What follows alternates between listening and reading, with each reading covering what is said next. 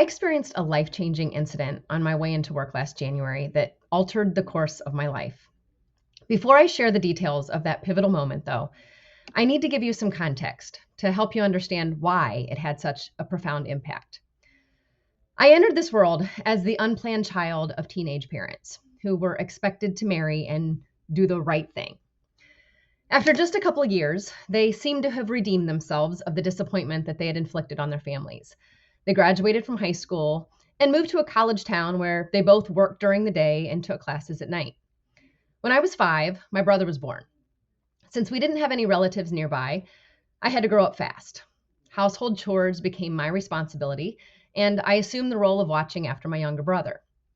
My dad became a youth pastor and made it his mission to make sure that his kids didn't end up making the same mistakes he did. The only way he knew how to do that, though, was by instilling the same guilt and shame on us that he had endured himself. From a very young age, I vividly recall the implementation of tactics that I now recognize as verbal and emotional abuse. At the tender age of 8, I expressed a desire to become a cheerleader, only to be met with the harsh words, "Only whores are cheerleaders." When I was 12, and a boy looked up my phone number in the phone book and my dad answered the call, he told me receiving such phone calls at my age meant I was a whore. At 14, a car full of boys unexpectedly stopped by our house. After they left, my dad punched a hole in my bedroom wall because he saw this incident as further proof that I was a whore. When my parents divorced during my freshman year, I made a vow to myself that I would never follow in their footsteps. Divorce was not in my future. I would get it right. I would do it perfectly. And from the outside, it looked like I was pretty perfect.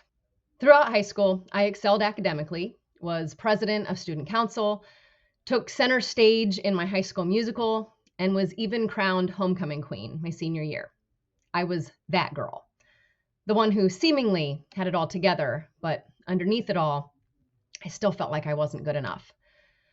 By the time I went to college, both of my parents had remarried and moved away from Northeast Ohio. While I still excelled in my academics, I lacked the confidence to apply myself in other aspects of my life. The fear of failure and the dread of being a disappointment became overwhelming, causing me to shrink and play small in order to shield myself from these perceived threats. 6 days after graduating from college, I discovered I was pregnant. A revelation that felt like the pinnacle of disappointment and failure, both for myself and my family. When I initially shared the news with my dad, he reacted with tears and even apologized for all of the ways that he had failed me as a father. The next day, however, he took it back and told me once again that I was a whore and now my unborn child was a bastard. Since my daughter's father lived in Northeast Ohio, I moved back to the area after graduation, but my parents had both moved away, so I had no home to come back to. I worked 2 jobs to support myself, substituting during the day and telemarketing at night. My daughter's father didn't want anything to do with my pregnancy, so I was completely on my own. A few years later, I married a man who had a son close in age to my daughter. When I was 27, I gave birth to another daughter.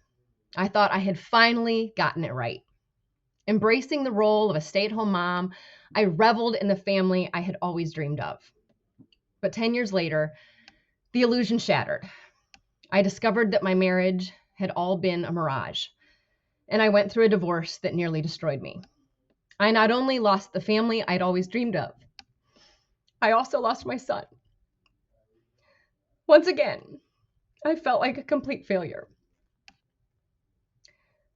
Since I had been out of the workforce for over a decade, I didn't even know where to begin.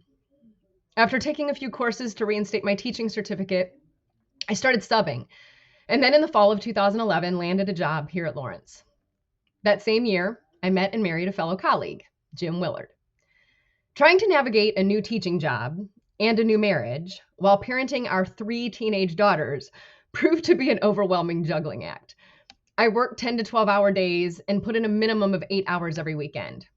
I put so much pressure on myself to perform and get it right, but found myself grappling with a familiar sense of inadequacy, both at home and in my professional life. Once again, I felt like a failure. When I started working with Diane in the LRC, I was able to let go of some of the perfectionism and see my role in a different light.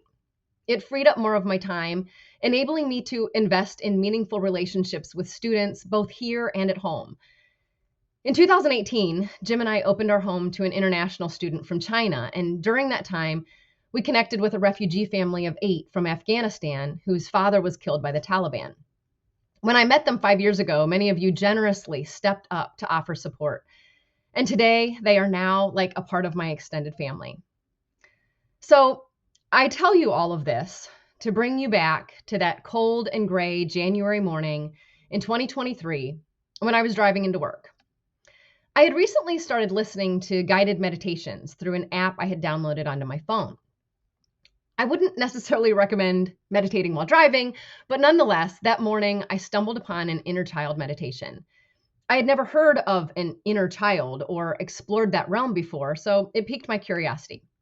There wasn't much to it. Soft music played in the background, and a child's voice started repeating these 3 phrases over and over. I see you. I love you. I'm proud of you. And I just started weeping, realizing in that moment that I had avoided ever facing that inner child because I thought I had disappointed her. I assumed that she wouldn't want anything to do with me and that she would be ashamed of the life that I had led, a far cry from the picture-perfect family I had always envisioned. In that moment, a flood of memories washed over me of students and other children that I had taught and shared memorable experiences with throughout the years in the exact ways that I wished someone would have done for me. It became clear that while I may not have the picture-perfect nuclear family I had always dreamed of, I had succeeded in creating meaningful connections with countless individuals who needed to know that they were enough. My inner child was so proud of me.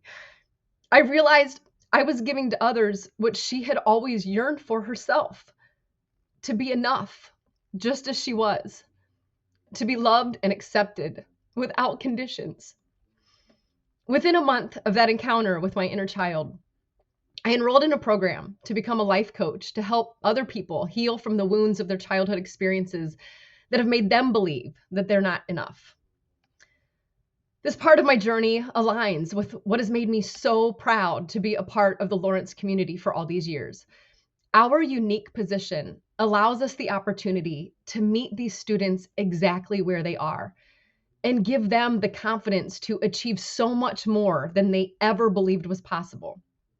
Compassion is one of our compass points, and I would argue that it is the most crucial aspect of what we do.